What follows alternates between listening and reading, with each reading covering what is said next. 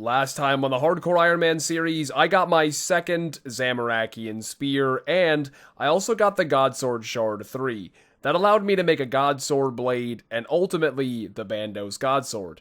So if I have a Bandos Godsword, a Dragon Warhammer, an Arc Light, and a Zamorakian Spear, I think I'm ready to kill some Corp.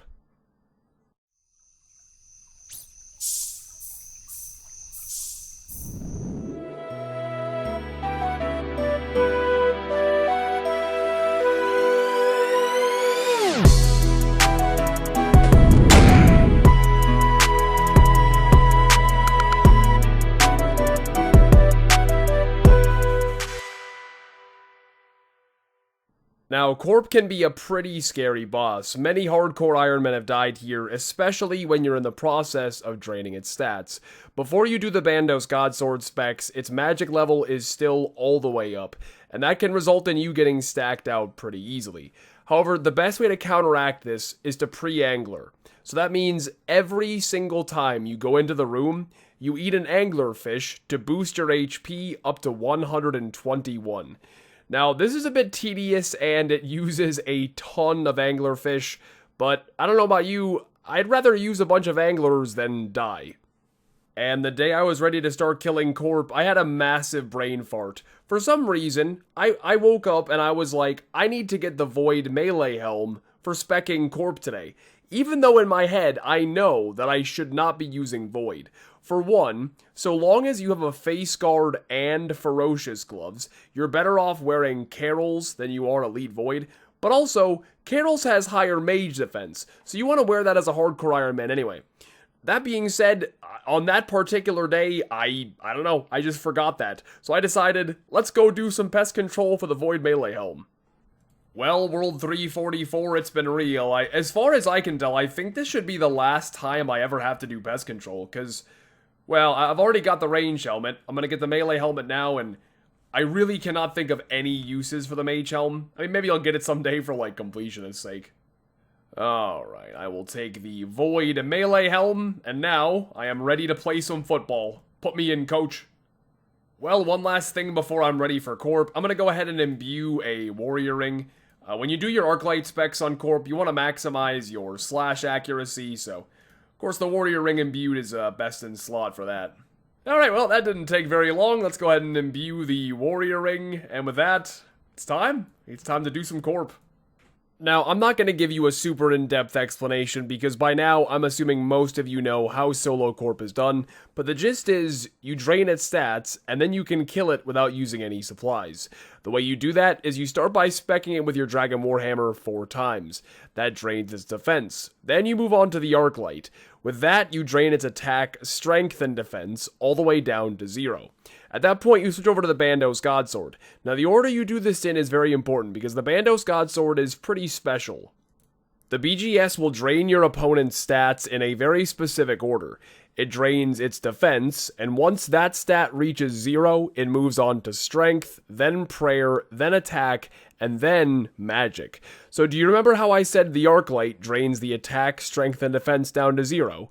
Well, with that, because those 3 stats are already 0, the BGS can go straight to draining its magic level. And after that, you poke the giant 2000 HP chicken. Okay, the first Corp kill on the hardcore. Nice. Take some green Dragonite. I don't know why it's not showing on the floor, but show white, not purple, white. Okay, whatever, thank you. Okay, see now, you know, when I get stuff like white berries and iron mammal, it's like, whatever. See, with this account, I still have a ton of herblore to train, so that's actually a pretty good drop.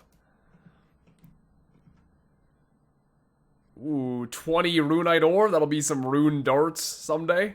Well, actually, I can make rune darts right now, what am I on about? Okay, kill number 16. Oh, yes! Oh, I was so looking forward to that drop, dude. I, like, never have any cannonballs right now, so for Slayer purposes, that is so good, dude. God damn it, Corp. Oh, I'm just gonna butter you up and eat you. I don't know, I'm not really sure where I'm going with that, but I'm happy about more cannonballs. Hey, there we go. Just got level 96 attack here at Corporeal Beast. I would say a pretty unique place to get an attack level. Oh. Oh, what the hell? Okay. Apparently I was close to a defense level as well. I mean, you know, I guess those are the upsides of training on shared XP. There is also level 93 defense. Here it is. Corp kill number 50. Anything good? Awesome. Thanks, Corp. Now, interestingly enough, 50 KC at Corp is the minimum amount that you need to be ranked on the high scores. So I'm going to log out real fast so the high scores update. We're in the hundreds for now. Oh, hey! Dude! I'm rank 69. Oh, how nice is that? 50 KC puts me at rank 69.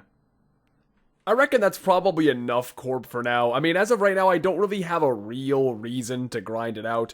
I will say, getting a Spectral Spirit Shield before I go back and get my Primordials, that would be super clutch, but for all I know, I could go super dry for a Spectral, just like I currently am on Iron Mammal. So, like, at the moment, it doesn't make a whole lot of sense to actually grind Corp, so I think I'm gonna go back and do some Slayer, see if I can maybe get some Aviancies or some Hellhounds. 182 Dagannoths. Okay, the last time I did DKs, they were actually shitting out Dragon Axes. Let's see if they do it again. Oh, you know, I'm actually really excited. I completely forgot about it, but since last episode we finished the God Sword Blade, I actually have a use for my Sarah God Sword. I can bring it with to Dagannoth Kings. Sweet. And there's the first drop of the trip. You know, I was starting to think maybe my DK's luck is all dried up from last task, but there's a Dragon Axe from my boy. I almost said Prime. That was from Rex. Yes, there's the Archer's Ring. Here we go. This is just like last task. It's happening. It's just getting started now. Ooh, there's a Dragon Axe. I'm literally about to leave. I'm poisoned and have no super restores, so a Dragon Axe for the road. Thank you. Hey, there is the cheapest drop ever. I can't believe that thing's 33k. Yikes. Oh, there's a Warrior's Ring. Well, there is the Dagannoth King's task completed once again, so bank some more prayer XP, but unfortunately still no Circle. As you can see, Duradel assigned me Tizar. Now, last video, I attempted a Zuck task, and I made it all the way to Healers on Zuck, but I died. So I was actually pretty excited to accept this task, and hopefully it's a shot at redemption. The waves on this attempt went significantly more smoothly than the last one. I think on the last one, I started Zuck with 1.5 brews, and on this one, I had... Wait, is that a 3 dose? That's like, 5 in 1 dose, which is a ton. Like, that is way more brews than you need. And to kick off healers, I had 5 entire brews, which, again, is way more than you should ever need. But I had an extremely clean set of healers. In fact, I didn't even have to brew at all, so good job, Blowpipe.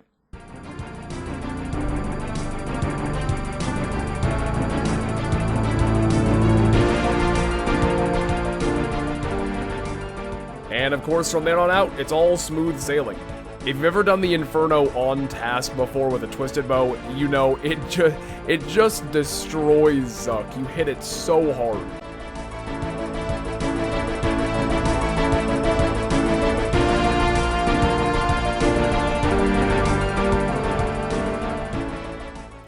Alright, there's the first Zuck task completed on the hardcore. That 101k XP drop. That is actually beautiful. Actually beautiful. I don't know how much Slayer XP you gain in total, but 100k plus whatever the waves are. I think it's like 130k roughly, but... Well, we may as well. Let's gamble the old cape. Any pets? Any pets? Nope. Oh!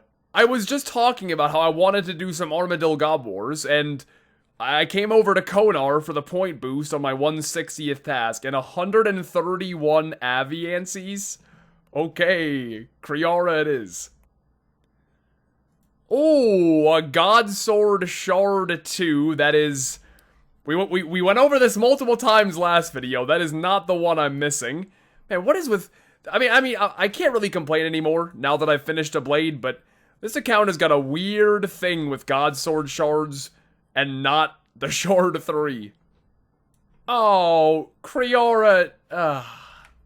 You know, after last episode of me getting mega spooned at Zammy, I was just thinking I would totally trade. Armadyl is not very fun, so if I could get spooned here, I would totally give back my Zammy drops. But instead we get a lovely rune sword. Thank you. Well, whenever this big burb dies, this should be the last kill of the task. Unfortunately, no loot other than the rune sword. Well, until right now, of course. Ah, how good would have that been? Well, anyway, there's the Aviancy's done in just a second here. Dagannoths. Okay, you know, I think Duradel can tell we got those diaries done because I've been getting DKs a lot lately. Okay, we're only 6 kills in and there is a Dragon Axe already. I have found the chosen supreme. My man's is floating. He's fucking magical supreme. Oh, yes, there it is. Okay, so that actually was the only real unique I was missing. So I'm doing these DKs tasks mostly for prayer XP, but the Seer Cull is an elite clue requirement, and that was the very last unique I was missing. So there we go. With that, it is really, the only reason I would come here from here on out is strictly for bones. Okay, you know, that's just how it goes, isn't it? You know, you get one Seer Cull and they're like, fuck it, here, have another. When it rains, it pours. My fucking guy. Now, unfortunately, it's only 130 of them. You know, could be a little bit more, but maybe we primordial now. There's an elite clue skull on kill 1537. Seems like we get at least 1 or 2 of these every task, so I'm assuming they're not all that rare. Oh, hello, an adamant dragon mask. That is definitely a unique that will be added to my never-ending collection of shit that will never be taken back out of my my clue scroll box. Hey, just got level 97 Slayer here at Cerberus. Yeah, I mean, that Zuck task we did the other day, that gave us a very big boost, and damn, I didn't think I was that close, but there is level 97 Slayer. There we go, okay. Damn, it really, with the bracelet going off 3 kills in a row, it really felt like there was a crystal coming. I could almost feel it, but... Well, there's another Cerberus task done. 0 crystals on that one. Pretty boring. Okay, Duradel, any Aviancies? 10 Dark Beasts, fine. 199 Dagannoths, okay. You're just racking up all kinds of prayer XP. Don't mind if I do. You know, I feel like, of all of the Dagannoth King rings, I feel like I have the least Seer's rings. So, that's nice, you know? Even out the collection a little bit. And there is a... You know what? I stumbled over my words. It's a goddamn Archer's ring. Moving on. Hey, there is another Seer's ring. Like I said before, this is the one I have the least of, so we're bringing up the average. And that was actually right before the end of the trip. When this Supreme is dead, that'll be the end of the task. And I'm actually very, very proud. I did this entire task in 1 trip. And that would be one thing if I got like assigned 140 or whatever. I almost did 200 DKs in 1 singular trip. That's pretty sweet. Well, like I said last episode, whenever I accumulate quite a few bones, I'd like to use them right away and get the prayer levels that I can. And I've killed a lot of Dagannoth Kings this episode, so let's use them up. And there we go, there's a 86 prayer. So, Jagex released a pretty big new free-to-play quest recently called Below Ice Mountain. I'm excited to try it out because I've heard it's actually a good free-to-play quest, and also the cutscenes are supposed to be very good.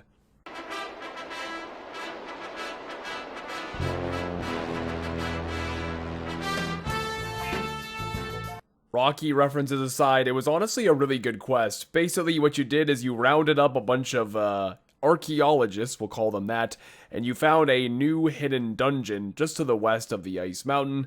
You kill this little feller, and you get let inside. And there is Below Ice Mountain completed. That was great. That was really, really good. Reading all the dialogue took me like 15-20 minutes. Lots of good quests. Like for a free-to-play quest, that was a lot of good cutscenes.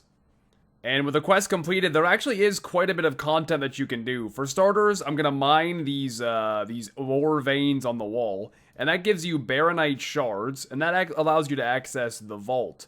You also get these baronite deposits, which you can break those down, and a chance to get a wieldable hammer. Oh, I got something. Ancient carcanet? I don't know what that is. I've done some research, and apparently you hand it in at the museum, and it gives you some coins and some kudos. So, that's kind of useless. Did I get it? Yes! Oh, I got it! Let's fucking go! I was literally just talking about how if I didn't get it by like 5k shards, I was probably never gonna get it. And of course, the Mammal RNG comes through.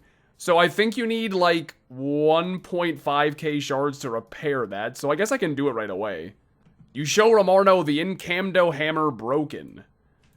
Yes, please repair it for me. Thank you. And now we've got a wieldable hammer. It's not like that useful, but I mean, you can use it for construction, you can use it for smithing, and temperos. You know when the temperos knocks you back and you can lose your shit? Well, with a wieldable hammer, you can't lose it now. Well, I guess with the hammer, there's one last thing I need to do before I would say I'm done with this content, and that is a vault run. You've got 1 minute to loot and get back out, so I guess let's see if I get anything good. Presumably you go through the blue arrow doors? Oh, there was a, there's, oh shit, oh.